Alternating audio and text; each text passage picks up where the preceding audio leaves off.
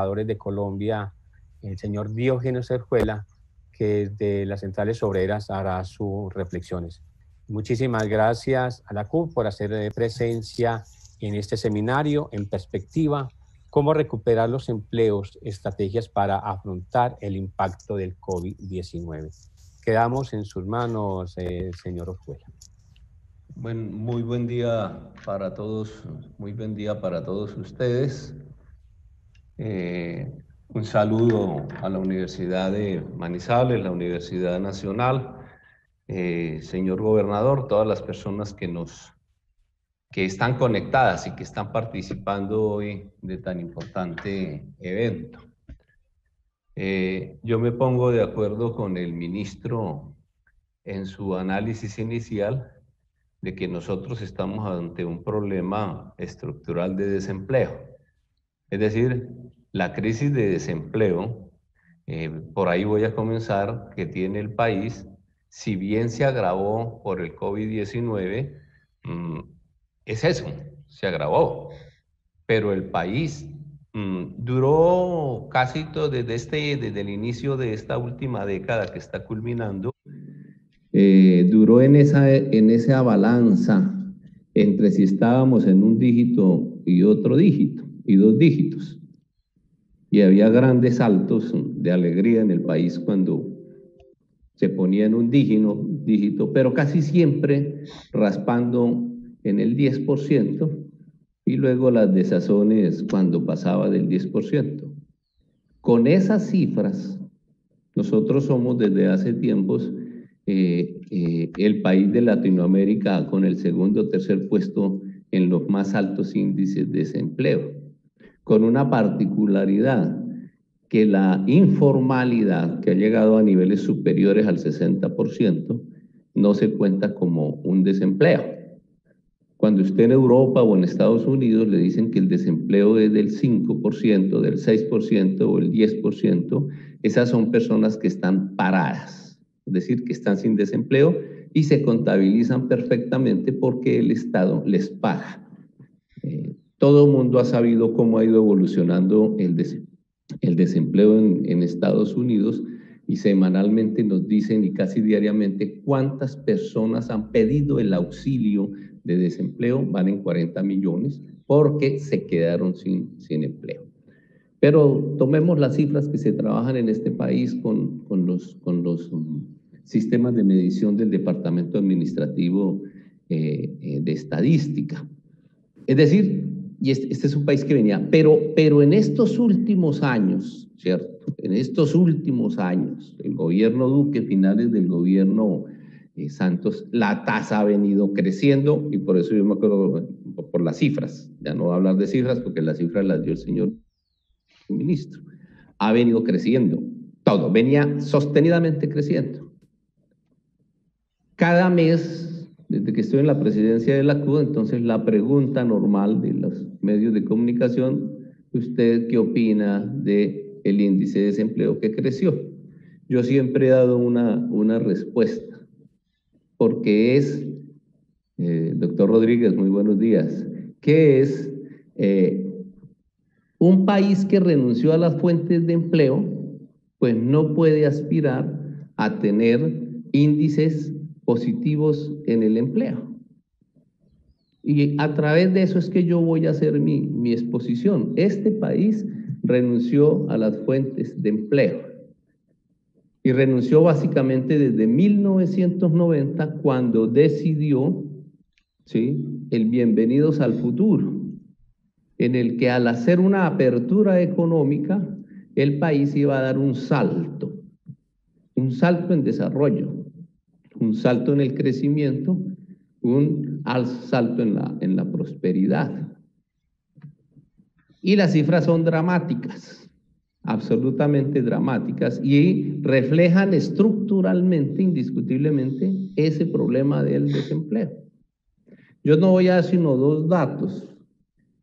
En el año 1990, la participación de la agricultura en el PIB del país era el 22.3%. En el 2017, la participación de la agricultura en el PIB de Colombia es el 6%. Es decir, una caída de 16 puntos en estos últimos casi 30 años. La industria participaba en los años 90 en el PIB con un 21.10% y en 2017 participa con el 10.9%. Esa es la síntesis con las que yo digo que este país renunció a las fuentes de empleo. El otro soporte para decir que este país renunció a las fuentes de empleo, que es, y ya explico un poco más de este término que estoy usando, es que este decidió ser un país importador. Nada más dramático que este país haya decidido, por eso en lo demás el ministro de Trabajo se equivoca, ¿sí? Nada más dramático que el plan de desarrollo del presidente Iván Duque tenga como meta que las importaciones crezcan al 9% y las exportaciones al 5%. Un país que decide que sus importaciones sean mayores que sus exportaciones es un país que ha decidido no tener empleo, porque ha resuelto renunciar a tener una política estructural, una política de Estado para que haya empleos. El empleo no puede depender, lo digo muy amistosamente, el señor gobernador del Quindío, de que de vez en cuando aparezcan gente, sectores o empresarios que digan, yo quiero hacer esto, ayúdeme gobierno, y de pronto el alcalde hace un gran esfuerzo, el gobernador hace un gran esfuerzo. La generación de empleo no puede depender del emprendimiento que a cada colombiano se le ocurra, que está en el plan de desarrollo de este país, que los emprendedores. No, el emprendimiento para que haya empleo tiene que partir de una decisión del Estado de la generación de riqueza y de generar esa riqueza a partir del momento, a partir de que decide empujar los sectores que producen empleo en el mundo, además porque el mundo tiene esto resuelto, absolutamente resuelto. Cuando usted se monta en los trenes o sale hacia los trenes o a los metros en Estados Unidos, en los países europeos, que son millones y millones de seres humanos de sus países, que en la madrugada o en la tarde unos van y otros regresan, son millones de personas que van a un sitio de trabajo. No son millones de personas como en Colombia que salen al rebusque, a mirar qué pueden conseguir cada día. Y no estoy hablando sobre el señor del puesto de dulces de la esquina o el señor que va con la carreta vendiendo aguacates. No, gente que tiene negocios, gente que tiene emprendimientos, como dice el gobierno, que le garantizan es su día a día. Pero eso no es lo que genera. Eso no es lo que genera el desarrollo absoluto de un país, ¿sí? El crecimiento económico de un país, la riqueza de un país que tiene que ver con empleo. Esos millones de europeos, de asiáticos, de estadounidenses que van en los metros y en los trenes a trabajar, van a trabajar en la agroindustria, en la producción agropecuaria, en la producción agrícola o a las grandes fábricas. Y usted cuando va en los metros o en los trenes hacia otros países dentro de Europa, entonces usted ve el desfile de empresas, de fábricas, de manufacturas, ¿cierto? Que es a donde van esos millones de colombianos. Este país renunció a eso. Este país renunció a eso cuando decidió que era más importante importar alimentos que producir alimentos. en uno de los programas, en uno de estos programas de opinión en donde yo estaba con el presidente de la SAG, estaba con el ministro de Hacienda, el doctor Botero, si mal no recuerdo, alguien de Asobancaria, hablábamos de esto. Yo decía, ¿cómo así que este país decidió comer maíz importado cuando este país producía el maíz hace 30 o 40 años, todo el maíz que necesitaba? Y entonces el presidente de la SAG, el señor Bedoya, Jorge Enrique Bedoya, decía, es que nosotros no somos competitivos para producir maíz, entonces toca importarla. Es decir, en vez del país resolver ser competitivo y desarrollar toda la tecnología, todos los asuntos que haya que resolver para producir el maíz, entonces decide que como no somos competitivos, lo importamos. Voy a dar un ejemplo reciente, me acabo de acordar. Ecopetrol creó una empresa en los llanos orientales para producir etanol, pero desde hace más de 15 años incentivó a los productores azucareros a producir etanol y decidió mezclar el etanol con la gasolina pura en una mezcla permitida para un funcionamiento correcto de los motores, sin alterar el funcionamiento de los motores a gasolina. También lo hizo en el diésel con el lubricante producido de la palma de aceite, nosotros con la caña de azúcar. Los ingenios se dedicaron muchos a resolver sus líos de producción azucarera, produciendo etanol. El gobierno les dio un alivio, que fue no cobrarles el IVA, pero el gobierno creó una empresa para producir etanol en los llanos orientales. Sembró 17.000 hectáreas y puso a muchas personas cercanas a la zona a producir azúcar. Y luego el gobierno se dedicó a importar etanol de maíz de los Estados Unidos. Entonces, la empresa Bioenergy, Puerto López Meta, la van a liquidar porque fracasó, porque el mismo gobierno la hundió importando maíz y tienen serios líos con los ingenios azucareros. Colombia importaba cerca de 1 millón de toneladas en los 90, hoy importa 14 millones de toneladas. Una sola pregunta, ¿cuántos empleos produciríamos hoy en el país, en el sector agropecuario, si estuviésemos importando, si estuviésemos produciendo esos 14 millones de toneladas de alimentos? Pero igual ocurrió con la industria, con ese ejercicio de transformación de las materias primas en productos acabados para la población. Miren los datos, los repito, la industria participaba con el 11%, con el 21% en el 90 y ahora participa en el 2017 con el 11%. ¿Por qué? Sucumbió frente a la decisión del gobierno de una política arancelaria. Por la apertura inicialmente y por los tratados de libre comercio, decidió dejar hundir la industria nacional. Todos esos porcentajes, porque solo estoy trabajando con esos dos índices, han generado desempleo indiscutiblemente.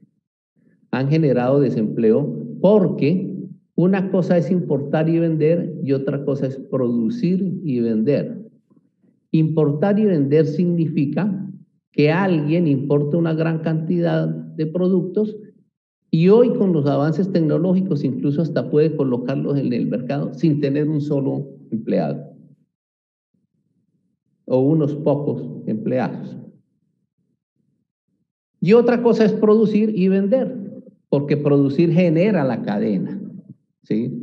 Cuando Mazda decidió irse, no, el problema no fueron los 1.500 empleos de Mazda, eran los empleos además, ¿sí?, de 20 empresas nacionales que le hacían suministros a la Mazda.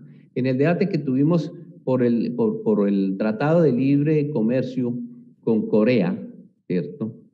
Yo decía algo, inclusive en el debate de las multinacionales.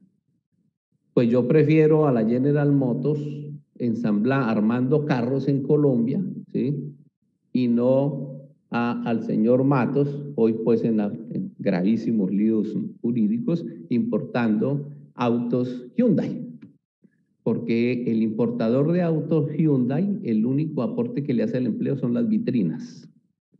Bueno, la General Motors, con todos los debates que podamos tener en su política laborales, ahí hay sindicatos y hay problemas, pero esa empresa, ¿sí?, tiene una cadena de suministros interna que genera muchos empleos. La empresa genera empleo, genera desarrollo tecnológico y además coloca las vitrinas para venderlas donde se genera otro empleo. Es el valor agregado de la producción interna. Es el valor agregado de la producción interna. A eso es que el gobierno, estos gobiernos, y todos, han conllevado al desastre del empleo. Por eso es que recurren entonces a matizar de que vamos a ayudar a unos proyectos productivos aquí y allá, de que esperemos a ver quién pide auxilio porque tuvo el deseo de hacer algo y lo vamos a estimular un poco. No hay, es una política estructural de empleo. Que vamos a montar una gran oficina, dice por ejemplo el Ministerio del Trabajo, y muchísimas plataformas tecnológicas para que cuando surjan unos empleos la gente pueda asistir ahí. No, eso no es generar el empleo. Y entonces tenemos todos esos índices crecientes. ¿Qué fue lo que generó entonces el COVID-19? ¿Sí? Entonces, primer asunto, el país renunció a las fuentes de empleo porque privilegió las importaciones, porque abandonó una política de Estado de mantener un poderoso desarrollo agrícola, agropecuario, agroindustrial, un poderoso aparato industrial, ¿sí? Y yo hablo del Estado porque no es cierto que ese sea un problema de la iniciativa de los empresarios o de los agricultores. Está probado en el mundo, todas las economías desarrolladas, absolutamente todas, ¿sí?, han tenido al Estado al frente de ese desarrollo. Porque eso tiene que ver con asuntos vitales para que los productores puedan ser exitosos, puedan ser competitivos, ¿sí? Ningún desarrollo productivo puede ser, ningún escenario productivo puede ser exitoso si no existen buenas carreteras o buenos ferrocarriles o buenos medios de transporte fluvial, lo que haga más barato el transporte. Eso lo tiene que resolver el Estado. Aquí tenemos carreteras con unos peajes insoportables, por ejemplo, con unos precios de combustibles insoportables, con un nulo control de los precios de los insumos para los camioneros, insoportables los costos. Prefieren traer de contrabando muchos repuestos de Ecuador o de otros países y no pagar lo que vale aquí. El costo de la energía es fundamental para quien quiera generar procesos productivos y generar empleo. Las tarifas de todo. En eso, por ejemplo, se equivocan los empresarios y se equivoca el gobierno profundamente de que para generar empleo lo que hay que hacer es quitarle derechos a los trabajadores. Eso no es cierto. Porque los países desarrollados que tienen bajísimos índices de empleo, ¿sí?, los trabajadores tienen muy buenas garantías porque es la dignidad del empleo. Son los derechos de los trabajadores. Son los derechos de los trabajadores a tener sindicatos. ¿Qué tan fuerte sea el sindicalismo en un país? Es una expresión si ese país tiene una buena democracia o una mala o pésima democracia. Aquí somos débiles. Escasamente 1.200.000 trabajadores están sindicalizados en medio de una violencia supremamente complicada y de un desconocimiento como el que ha hecho este gobierno en la crisis de desconocer el movimiento sindical para la toma de decisiones que han sido fundamentales y en un momento tan grave en lo que hay que es unir a todo el país.